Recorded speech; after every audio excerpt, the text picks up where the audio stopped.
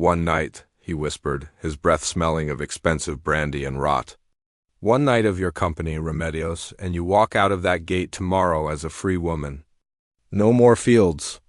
No more masters, just peace." Remedios felt a chill that had nothing to do with the night air.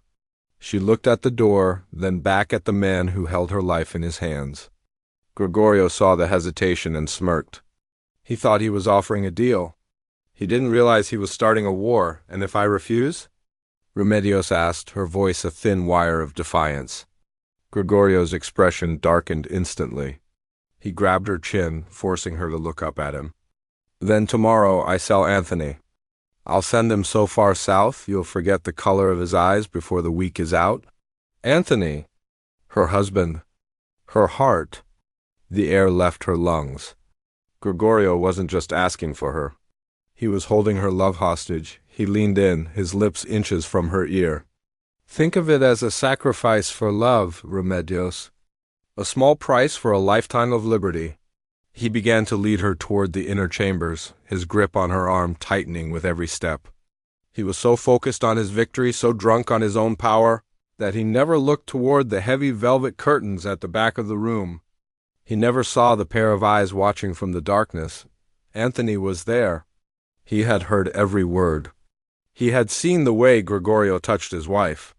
And in that moment, the man who had been a peaceful laborer died, and something much darker was born. As Gregorio pushed Remedios into the candlelit room, he had no idea he was stepping into a trap that would take years to snap shut. Remedios looked at Gregorio. Her eyes no longer filled with tears, but with a cold, terrifying clarity. "I'll do it," she whispered. Gregorio cheered inwardly, thinking he had finally broken her. He had no idea she had just crossed a line he could never follow. He looked at Remedios, who stood motionless by the door, her hands clenched so tightly her knuckles were white. "Don't look so tragic, my dear," Gregorio said, his voice dripping with mock sympathy. "By dawn, you will be the envy of every woman on this estate. You'll have papers that say you belong to no one." He didn't understand that to Remedios those papers were already stained. She wasn't thinking about the freedom. She was thinking about the cost. She was thinking about Anthony, hidden somewhere in the shadows of the house. And the look they had exchanged earlier that day, a look of desperate, silent communication. Gregorio stepped toward her, his hand reaching out to stroke her cheek. Remedios flinched, a small movement that made Gregorio's eyes flare with a brief, dangerous spark. He didn't like resistance, even the quiet kind. "You made a choice?" he reminded her, his voice dropping to a low, warning hiss. "Don't ruin the mood with your peasant pride. You're here for Anthony's safety, remember? One word from me tomorrow, and he's on a boat to the deep south." Remedios closed her eyes, forcing herself to breathe. She had to survive this night.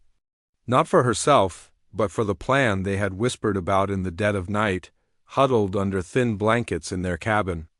Gregorio thought he was using her body to satisfy his lust.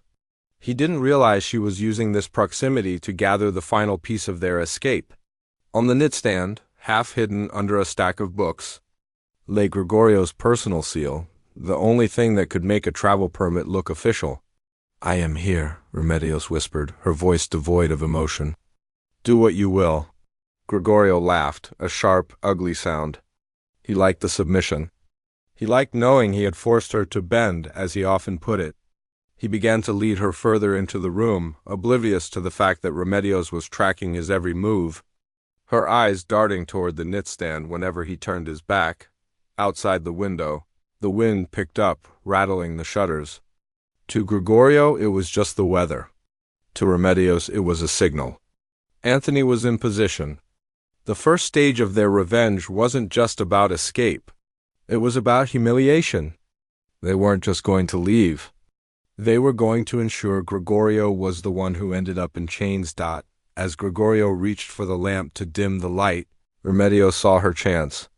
Her hand moved with lightning speed, snatching the small silver seal and tucking it into the folds of her dress. Her heart hammered against her ribs, a frantic rhythm that felt loud enough to wake the dead. Gregorio turned back, his eyes narrowing slightly. "What are you doing?" he asked, his voice sharp with sudden suspicion. Remedios didn't blink. She stepped toward him, crossing the line she had vowed never to cross, her face a mask of false allure. "I'm just making sure the door is locked," she lied, her voice steady despite the terror coursing through her. Gregorio's suspicion melted into a smug grin. He pulled her toward him, unaware that the woman in his arms was no longer a victim, but a thief who had just stolen his future. The flickering candlelight cast long, distorted shadows against the walls of Gregorio's private chambers. Gregorio's arrogance was his greatest blind spot. He truly believed that his power made him irresistible, or at the very least, inescapable. He did not notice the subtle change in the air, nor did he see the silver seal now hidden within the lining of Remedios's bodice.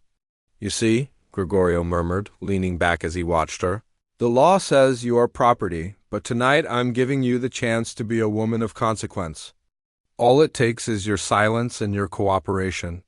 He reached out, his fingers brushing against her arm with a possessive grip that made her skin crawl. To him, this was a transaction. To Remedios, it was the final indignity that would fuel her fire for years to come. Outside, the silence of the plantation was deceptive.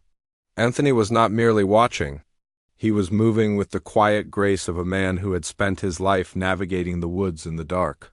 He knew every loose floorboard in the grand house and every shortcut through the tobacco fields. While Gregorio was distracted by his own lust, Anthony was busy preparing the horses, ensuring that the path to the north was clear. He had seen enough of Gregorio's cruelty over the years, the whippings, the humiliations, and the constant degradation to know that there was no coming back from this night. Back in the room, Gregorio began to talk, his voice fueled by brandy and his own ego. He spoke of his plans for the estate, of the money he was making from the county's infrastructure projects, and of the powerful men he kept in his pocket. He was so comfortable in his dominance that he began to reveal secrets he had never dared to say aloud. He spoke of a merchant from Norfolk who had disappeared, after trying to collect a secret that Remedios absorbed like a sponge. "People think I'm just a lawyer," Gregorio chuckled, his eyes glazed with self-satisfaction. "But I am the one who writes the rules in this county. And rules are meant to be used for profit." He didn't realize that Remedios was no longer just a listener. She was an archivist of his sins. Every word he spoke was a new link in the chain she was forging for him. As the night wore on, Gregorio's movements became sluggish. He finally reached for the manumission papers on the desk, waving them mockingly in front of her face. "These could be yours," he teased. "But only if I say so in the morning." He threw the papers back onto the desk and pulled her closer, his breath hot against her neck. Remedios closed her eyes. Visualizing the freedom she was stealing rather than the one he was offering, she knew that Daniel, the overseer and Gregorio's loyal shadow, was often stationed near the doorway. But she also knew that even the most loyal shadow has eyes that burn with a secret resentment when they see the master's true face. She hoped that whoever was watching would see exactly what Gregorio was, a monster who had finally gone too far. Suddenly, a heavy thud echoed from the hallway outside. Gregorio froze, his hand tightening painfully on Remedios's wrist. "What was that?" he snapped, his voice sharp with sudden paranoia. The silence that followed was even more terrifying than the noise. Remedios felt a flicker of hope. The plan was in motion, and the line she had crossed was about to lead Gregorio straight to his own destruction. The sudden thud outside the door hung in the air like a bated breath. Gregorio's face, which had been flushed with arrogance only moments ago, turned into a mask of sharp, cold suspicion. He shoved Remedios aside, his eyes darting to the heavy oak door. He was a man who lived by the sword of manipulation, and he knew better than anyone that the shadows he controlled could easily turn against him. "Who's there?" Gregorio barked, reaching for the silver-handled pistol he kept in the top drawer of his mahogany desk. The silence that followed was absolute, the kind of silence that usually precedes a storm. Remedios stood by the bed, her heart drumming a frantic rhythm. She knew that sound it was the signal. Anthony was no longer just watching. He was moving. Gregorio stepped toward the door, his boots clicking rhythmically on the polished floorboards. He yanked the door open, prepared to strike down any servant or overseer bold enough to interrupt his private night. But the hallway was empty. Only the flickering lanterns cast long, dancing shapes against the walls. Gregorio growled under his breath, his paranoia not yet satisfied. He didn't see the figure pressed into the deep shadows of the velvet curtains just a few feet away. It was probably just the wind, Remedios said, her voice intentionally shaking to play the part of the frightened victim. The shutters have been rattling all night. Gregorio turned back to her, his eyes narrowing. He hated feeling foolish, and he hated being startled. He looked at her, then back at the empty hall, before slamming the door shut and locking it with a forceful twist of the key. "If I find out someone is playing games," Gregorio hissed, "I'll have them flayed before sunrise." He threw the pistol back onto the desk, but he didn't return to the bed.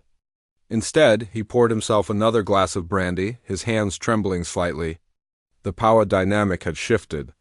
He was still the master, but for the first time, he felt like he was being watched by something he couldn't see. Remedios watched him from the corner of her eye. She noticed the way he checked the window, the way he kept glancing at the desk where the manumission papers lay. She realized that his arrogance was a fragile glass house. He held her life in his hands, but he was terrified of the dark. "You were telling me about the merchant," Remedios prompted, her voice low and enticing. She needed him distracted again. She needed him to keep talking until the brandy did its work. "The one from Norfolk. You said you write the rules. But what happens when the rules find out what you did?" Gregorio laughed, though the sound lacked its earlier conviction. "The rules don't have eyes, girl. Only people do. And I own the eyes of everyone in this county." He took a long gulp of the brandy, unaware that Anthony had spent the last hour meticulously loosening the screws on the window's outer hinges. The line had been crossed, and the trap was closing. Gregorio was so busy playing the predator that he didn't realize he was already in the cage. Gregorio's hand shook as he tipped the crystal decanter, the amber liquid splashing unevenly into his glass. The silence of the room was no longer comforting. It was predatory. He felt the weight of the silver-handled pistol on the desk. But for the first time in his life, a weapon felt useless against the atmosphere of the room. He looked at Remedios, who sat with a stillness that was almost supernatural. "You think you've seen it all, don't you?" Gregorio slurred, the brandy finally loosening the hinges of his caution. "You think because you've cleaned my floors and served my tea, you know who I am?" He leaned in, his eyes bloodshot and wide. "I have buried men who were twice as strong as your husband, Remedios. Men who thought they could outsmart me. I didn't just take their land. I took their names." Remedios leaned forward, the flickering candle illuminating the cold fire in her eyes. "But names have a way of coming back, Master Gregorio. Like the merchant from Norfolk. You said he disappeared, but things that disappear in the swamp eventually float to the surface when the tide turns." Gregorio froze. The color drained from his face, leaving him a sickly gray. "How do you know about the swamp?" he whispered. He had never told anyone about the night in 1826, the night the mud had swallowed a man and his gold. He realized then that he had been talking to a ghost for 20 years. He had treated Remedios like an object, forgetting that an object has no reason to keep a secret. Suddenly, a sharp crack echoed through the chamber. It wasn't a thud this time. It was the sound of wood splintering. The window frame, weakened by Anthony's careful work, groaned under the pressure of the wind. Gregorio spun around, his pistol raised, but his vision was blurred by the drink and the mounting terror. "Who's there?" he screamed, but his voice broke in that moment of pure panic. Gregorio did something Remedios hadn't expected. He lunged for the desk, not for the gun, but for the manumission papers. He grabbed them and held them over the candle flame. "If I go down," he hissed, his teeth bared like a cornered animal, "you stay in the dirt. You'll never be free. I'll burn your future before I let you have it." The paper began to brown at the edges. Remedios didn't scream. She didn't plead. She simply stood up and looked toward the door. "It's too late, Gregorio," she said, her voice dropping to a hauntingly calm tone. "You aren't burning my future. You're burning the only evidence that you ever had a soul." The door didn't just open. It was kicked off its hinges. The heavy oak slammed against the wall, and there stood Anthony. He wasn't the humble laborer Gregorio remembered. He was a silhouette of vengeance, his eyes burning with a light that made Gregorio drop the burning paper in shock. The line had been crossed, the secret was out, and the master was about to find out that his house was made of the thinnest glass. Anthony didn't rush in like a common brawler. He stepped into the room with the slow, deliberate gravity of a man who had already won. The splintered door lay behind him, a broken barrier to a broken man. Gregorio, still clutching the singed manumission paper, scrambled backward until his spine hit the mahogany desk. He looked between the towering figure of Anthony and the cold, unyielding gaze of Remedios. You dare?" Gregorio's voice was a pathetic squeak, a far cry from the booming authority he used in the courtroom. "This is my house. I will have you both hanged for this. Overseer? Daniel? Guards!" He shrieked the names into the hallway, but the only response was the steady, rhythmic ticking of the grandfather clock. "They aren't coming." "Master Gregorio," Anthony said, his voice low and vibrating with a power that filled the room. "They're busy. While you were distracted by your deal, the men in the quarters were listening to the truth. They found your ledger, the one you thought you'd hidden beneath the floorboards of the smokehouse. The one with the names of the men you've cheated and the debts you've erased with blood." Gregorio's eyes darted to the desk. His secret was out. The ledger didn't just contain financial records. It was a roadmap of his cruelty. It held the evidence of the Norfolk merchant's fate and the systematic theft of land from the county's poor. He realized that the loyal servants he had spent years belittling were the very ones who had dismantled his empire while he was busy trying to humiliate a woman. "I gave her a choice," Gregorio shouted, pointing a trembling finger at Remedios. "She agreed. She crossed the line herself. She wanted the freedom." Remedios stepped toward him, the candlelight reflecting in her eyes like a twin fire. "I didn't cross the line for your freedom, Gregorio. I crossed it to get close enough to see the coward behind the mask. You thought you were buying my body, but you were actually selling your life. Every word you spoke tonight, every confession you made about the merchant and the swamp was heard by more than just me." She pointed to the heavy velvet curtains. From behind the fabric, a second figure stepped out. It was Daniel, the overseer. His face was a mask of cold fury. He wasn't there to protect Gregorio. He was there as a witness. Daniel held a piece of parchment in his hand, the same one he had been using to record Gregorio's drunken confessions throughout the night. "You told me I was nothing," Daniel said, his voice a rasp of suppressed rage. "You told me Daniel obeys you, but Daniel doesn't obey a murderer." Gregorio looked at the three of them, the husband he had tried to exile, the woman he had tried to break, and the loyalist he had turned into a spy. The walls of the grand estate felt like they were closing in. He was no longer the master of a plantation. He was a prisoner in a room filled with the ghosts of his own making. "What do you want?" Gregorio whimpered, dropping the pistol to the floor. "Money? The land?" "Take it all. Just let me go." Anthony looked at Remedios, then back at the man who had tried to destroy their lives. "We don't want your gold, Gregorio. We want the one thing you can never give back." He stepped forward, reaching for the singed papers in Gregorio's hand. "We don't want your gold, Gregorio," Anthony repeated, his voice dropping to a terrifying whisper, "because your gold is covered in the blood of men.